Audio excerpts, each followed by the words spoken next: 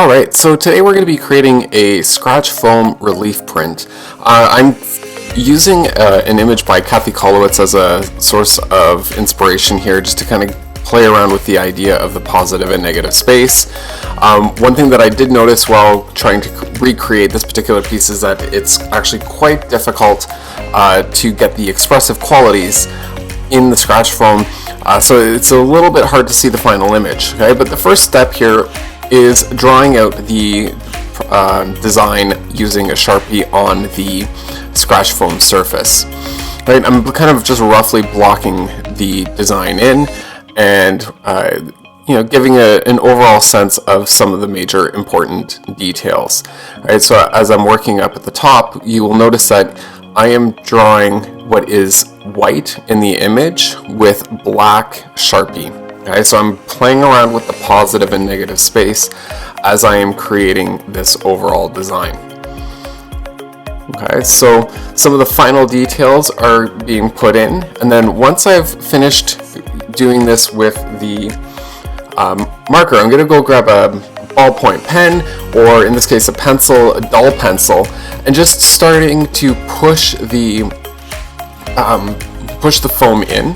And the scratch foam, literally you kind of scratch at it with a stylus in order to create two different levels. Whatever I'm pushing down is going to turn out to be white in the final print. Okay, so methodically going throughout the design, I typically try and start in one corner and then work across and then down, and making sure that I'm going from one point in the image to another. It could be a circular motion or up and down, just to make sure that I'm getting all of the smaller details that are included in the design.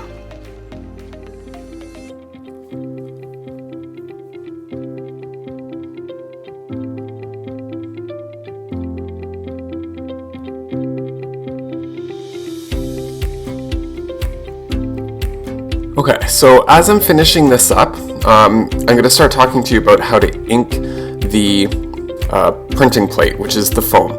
So I'm going to create a pool of ink up at the top of a piece of glass, and I'm going to roll, always pushing the brayer in one direction away from me and getting the ink fairly flat. Okay? I'm going to be listening to the sound and looking at the overall texture. If it's really, really bumpy or it's making a lot of sound, the ink is too thick, and that means it's going to fill in the overall designs.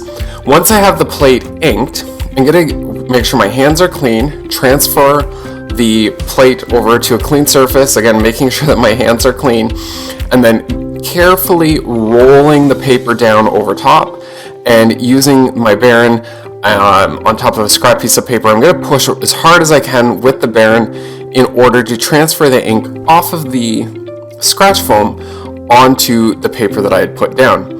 Okay, so with this first image, you saw that the ink was really, really thin, and this means that I have to charge the printing plate.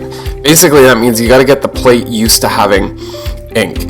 Right, and this might take 2 or 3 attempts as we create what are called the artist proofs. Okay, and again, using the baren, pushing hard, try and working in a kind of a circular motion in order to get even pressure across the entire printing plate surface. And again, hand on the back and gently pulling that back.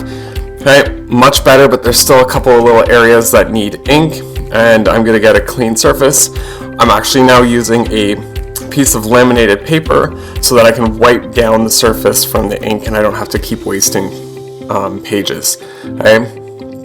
You can see me continuing to check my fingers for ink so that they don't get transferred onto the good paper, and again methodically placing the paper down and pressing with a considerable effort in order to get the transfer nice and even onto the good copy paper.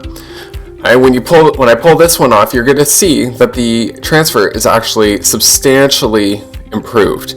Right, so the really nice, good, solid blacks, you're starting to be able to actually see a little bit of the details of the face, right? And we're going for that really rich, thick black quality in the printing. Best of luck. Can't wait to see what you make. Bye.